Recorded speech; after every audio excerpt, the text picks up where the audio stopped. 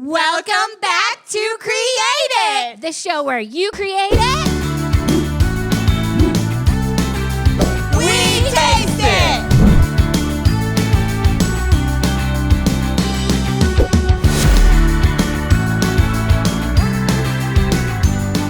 Welcome back to everyone's favorite show, Create It, the show where our contestants bake it and what? We taste it.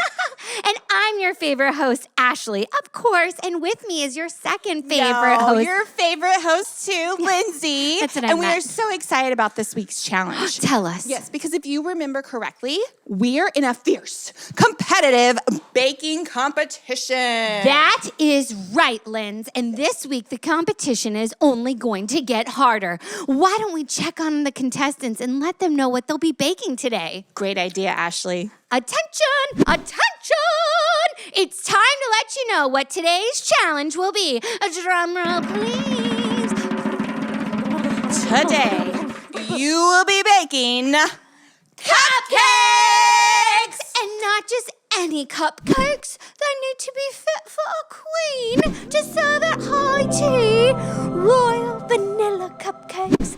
Contestants, are you ready? Yes! Bakers start baking in 3, 2... Wait. What is going on? And what are you two doing here?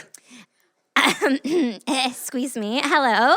We are the original hosts of this award-winning Oscar Dove Award-winning show. Don't forget Grammy-winning, too. Yeah, Terrell, if it was not for us, season 2 would not be happening right now. That might be true, but I'm here now. I am the new host for this season, and I am the one who starts the countdown. I do the countdown. I say 1, 2, 3. Terrell, relax, okay? We're leaving, but not before we... 3, 2, 1, go! That's enough. Oh my word. This is so exciting. We're good at cupcakes, but I don't know. I don't know what to do. Oh my gosh. James, I don't know what to do. No, I really don't know what to do. We're supposed to be making these vanilla cupcakes, but I have a really great chocolate cupcake recipe, and I really want to do it. Did I hear you say that you're gonna make chocolate cupcakes? Keisha, the instructions said vanilla cupcakes. I know that they say vanilla, but I really feel like God is calling me to do chocolate cupcakes. Because you see, my great-great-great-great-great-great-grandmother has this awesome recipe that went from generation to generation. And I just might go for it. I have a feeling I'm supposed to do it. I know that I didn't hear what I thought I just heard. Chocolate cupcakes? That's a serious mistake. But hey, if you want to lose the competition, go ahead. What an intense moment, Lindsey. Yeah. What could happen next? Will Keisha trust her instincts and make her great-grandmother's chocolate cupcakes or fall under the peer pressure and make vanilla cupcakes? Oh, this shall be very... You can't be serious. You ladies, again, come on. I got this. Okay. Let's join Tyler and hear about the inspiration behind these royal cupcakes. Tyler! Hey, there you guys are. Where do you keep disappearing to? They keep trying to take over my job, but now that you are here, can you please give us the stories behind the week's Cupcakes Challenge? For sure. Now, if you remember, we've been learning all about the unique gifts that God has given us and how we can use them to make a difference. So raise your hand like this if you have a gift that God has given you.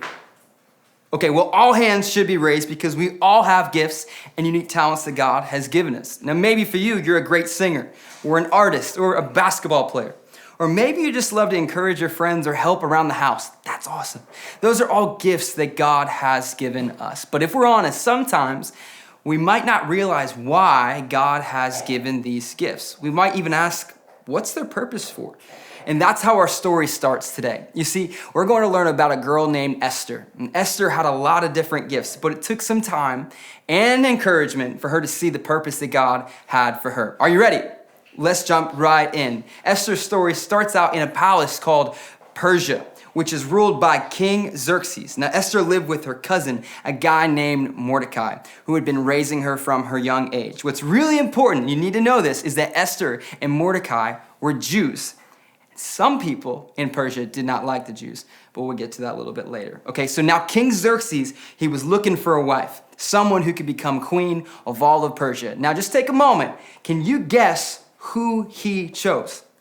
If you're thinking about Esther, yes, he chose Esther. So Esther was now the queen over all of Persia, but she kept her identity as a Jewish person a secret.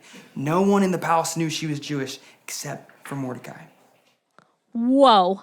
I mean, that's such a great story. I mean, Esther becoming queen, even though she's different, is a great inspiration for this week. Now, let us taste the cupcakes. Wait. So, not just yet. The story is nowhere near over. Remember how I told you that some people didn't like the Jews? Well, one of those people was a guy named Haman. Now, Haman worked for the king and was the second most important person in all of Persia. Pretty big deal, right? Well, being second most important person in Persia meant to him that he thought people should bow down to him.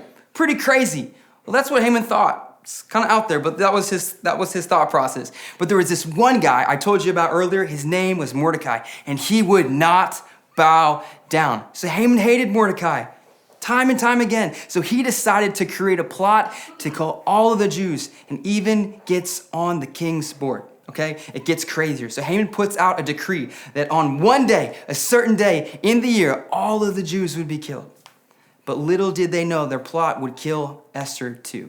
So Mordecai, after hearing about the decree, he goes and he talks to Esther about what to do. And Esther is scared. She's terrified. She's terrified out of her mind because going to the king, if she goes to the king without his invitation, she could be killed. But Mordecai reminds her that this could be the purpose for the gifts that God had given her. Maybe, just maybe, she was made queen for this specific time. Oh, I get it. Esther goes to talk with the king, and after listening to what she has to say, he throws Haman out of the kingdom. The end. What a great story, right? Well, you are right about Esther going to the king, but she did not tell him everything right away.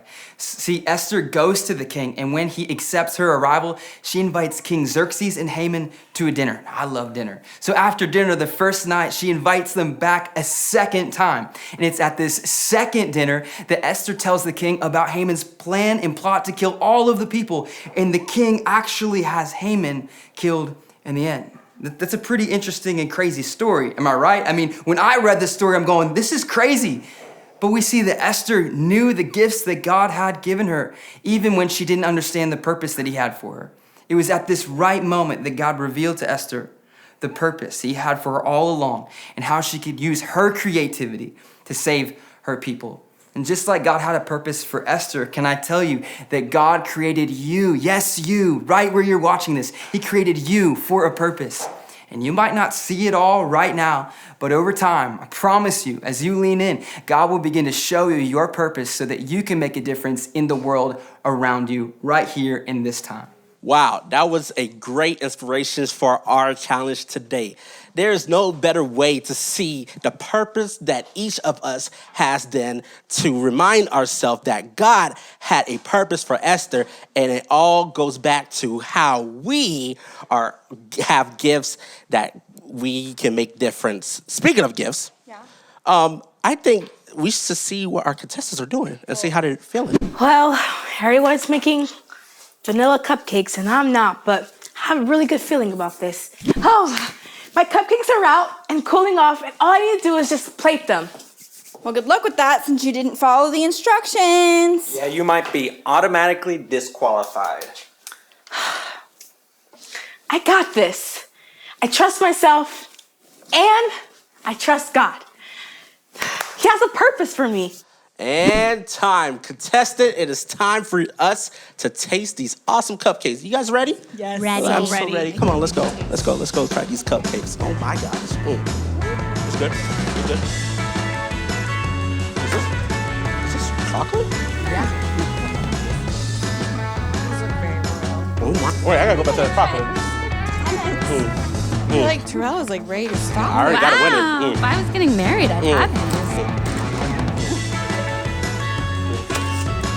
I like the little You know what? Okay, we gotta discuss this.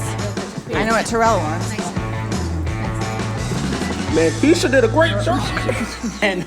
and we have a winner. All the right. winner is Keisha and her chocolate cupcakes. Congratulations. How is that even possible? She didn't follow directions.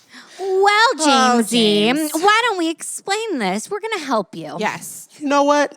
That is a great idea. Okay, you see, James, just like in the story of Esther, Keisha trusted and followed the direction that God was speaking to her about the cupcakes. Esther teaches us that we can trust God and follow his direction for life, which we find in his word, the Bible. He knows the future and holds it in his power. Isn't that great? That makes a lot of sense now. Keisha, I'm so sorry. Will you forgive me? Congratulations, you really deserve this win. Yeah, I'm really sorry too. Guys, that's okay. I'm just glad that we could just do it together. Oh, look at that. I Gotta think do this this is a together. time. Oh, I think this is time to remember that we're all here for each other. Well, until next time. No. I am the host. We will see you next time for our episode of Baking Competition where you Bake it! and we Taste it! see ya. Bye.